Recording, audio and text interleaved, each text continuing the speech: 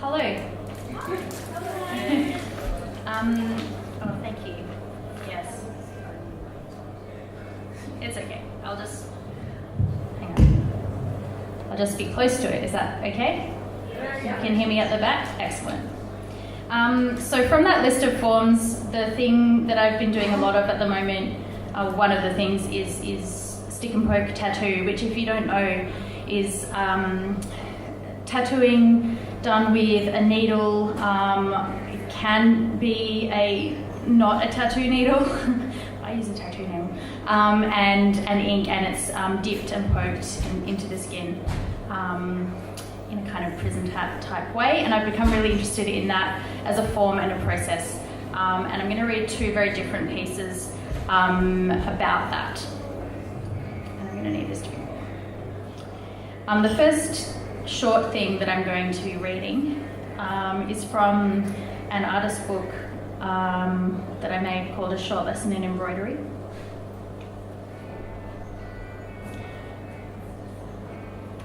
Which was just in a short paper mountain called Stay Keep.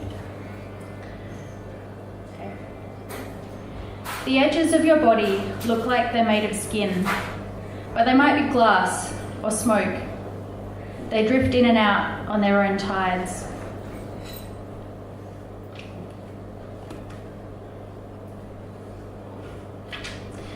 To anchor the edges of your body, take a needle and thread.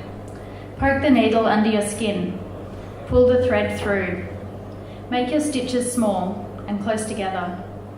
Start at the feet and work upwards, continuing in this way.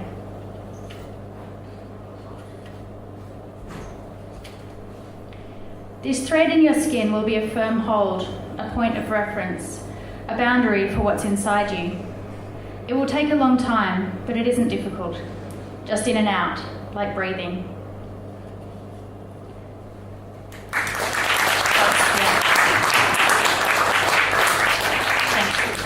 This is a longer piece. It's called Jesus and the 12 Disciples Do Stick and Poke Tattoos. If they did tattoos in ancient Palestine, Jesus would get one for sure, along with all the disciples. They could get matching tattoos. They're all tough guys, those fishermen and carpenters, with bulging triceps from heaving nets and sawing up chunks of wood. Maybe Matthew the tax collector wouldn't be so into it. He works for the government after all, and his skin is smooth and soft. But the others surround him with taunts. You're a chicken, Matthew, and he's easily persuaded. The disciples are all pretty into religion, of course, so maybe they'd all get their favourite verses inscribed. But it would be better if they just got something weird and awesome, like a loaf of bread or a radish, the same one on each. After a few cups of wine, Luke the doctor brings out his sharps. Matthew, eager to please, produces ink. Did you know the first written language was for the purpose of accounting? And watches anxiously, but also curiously, as they dip the needles in ink and prick designs into each other's hairy, muscly forearms. Does it hurt? Thaddeus asks, trying to play it cool. And of course it does, but Simon Peter's tough, and even though the others ask him 3 times, he denies it.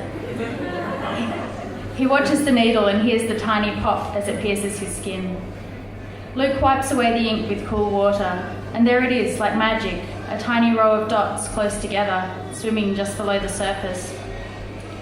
Simon Peter misses being a fisherman. He used to live beside the Sea of Galilee, where the air is salt on the lips. He'd go out in the boat for a day or two and come back, deck slippery with fish, still wriggling, shining like silver money. The way they caught the light, he loved that. They'd unload the fish and sell it there on the lakeside and keep some for dinner. His wife knew so many ways to cook fish that he never got tired of eating it. Fish, bread, grapes, olives, goat's cheese, what else was there? Maybe for his next tattoo he'll get an anchor. He's thinking about that already. Everyone wants to tattoo Jesus, but it's a big responsibility. Probably Simon Peter ends up doing it because they're best friends. They're all sitting around eating, drinking wine, tattooing each other on the floor of someone's living room. Maybe they sing. Judas plays guitar and James the Younger has a tambourine, which is a bit dorky, but when you're travelling a lot, you can't really lug a whole kit around. It's a shame because he's wicked good. Remember that house show in Cana? all of them cutting sick, the neighbours pressed up against the windows, screaming and trying to touch their robes. That sick guy who got his friends to bring him in on a mattress. They were a tight unit, they were superstars. The music lifted them above the crowd. They vibrated together up to the sky, and the clouds opened up, rays of light, flames and doves, so it seemed to them anyway at the time. I bet Matthew plays something nerdy like the lute. He definitely collects Star Wars figurines. How did he become a tax collector? I mean, he had to eat, same as anyone. He did well at school, numbers made sense to him. People were more baffling. He kept his head down, learned the lute, did abacus club at lunchtime, graduated and got a government job because his father told him to. The Romans are the future, his father said. They've got the best damn roads and the best tax system in the world. Don't underestimate that, Matthew. Get on the good side and stick there. So Matthew applied and became a tax collector. It's good to have men like you on board, Matthew, the official told him, putting out a broad hand which Matthew grasped limply. The official loomed over Matthew, who had always been the smallest in his class. Weedy little Matthew, kicked in the shins at recess, left to the side in ball games. When he became a tax collector, he'd sometimes knock on a door and come face to face with one of those guys from school. He'd make his expression completely blank, and then he'd read their debts off a scroll that trailed to the ground, adding extra items for each half-remembered shove and taunt, and he'd often loan them money at a 300% return. And if they couldn't pay it, he'd tell his boss, and his boss would send some heavies over, and Matthew sat at home by himself at his big table with a dim coal burning in his chest. But now he's got 12 friends, and they all look out for one another, and he's got a tattoo to prove it. Simon Peter is tattooing Jesus, and Luke supervises because it's important not to screw this up. He's the keystone, the one they all lean on. Do you ever wonder if Jesus gets tired of the disciples sometimes? Imagine having 12 of your friends around you constantly, asking you how to live, squabbling about which of them is the best. Most of the disciples have got their tattoos already. 12 radishes, no, 13 including Jesus, one each. They take a long time, these tattoos. Dot after tiny dot, dip the needle, wipe it back. They're all a little different, all a bit wonky, dotty lines still smudged with ink, but beautiful. The disciples hold their arms out like crooked wings, turning them this way and that, learning this new part of them. They're delighted children, entranced by their own skin. They are 13 guys with a real proper bond, one that you can see. Jesus says they're all brothers and sisters, but he says that about everyone. Now they can all point to their matching tattoos and prove that they're special. They pass around a jar of wild honey, rub it on their forearms to clean the wounds. The disciples know a few things with certainty. They know not to scratch their tattoos, especially when they start to scab, no matter how itchy they get. They know they'll all stick together, now and forever.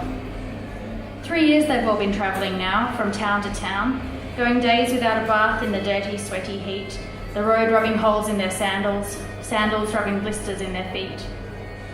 Sure, they're not all as smart as Jesus, and sometimes they fall asleep at prayers, but they're all trying really hard.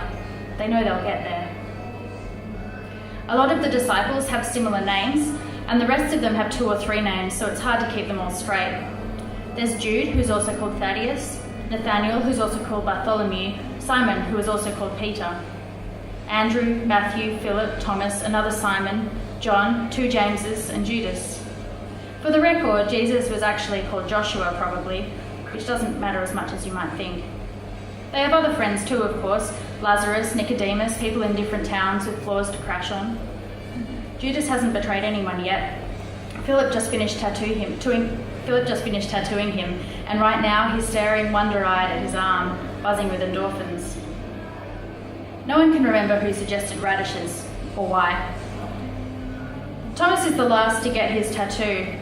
The others are so impulsive, they jump into things without thinking, they're like puppies. Thomas is slower to commit, needs to weigh up the pros and cons. He needs to make sure it's going to be okay. But he lets Luke tattoo him in the end, because he doesn't want to be the only one, the only chicken. Even dorky Matthew's got one. And it's all right, it doesn't hurt that much. It's slow and methodical. You just have to be patient, follow the lines. It's not so difficult. And at the end, there they all are, Jesus and the 12 disciples, joined together by these dots and lines on their skin, And more than that, joined by this process to dots and lines on other skin, all the way backwards and forwards through the story of the world.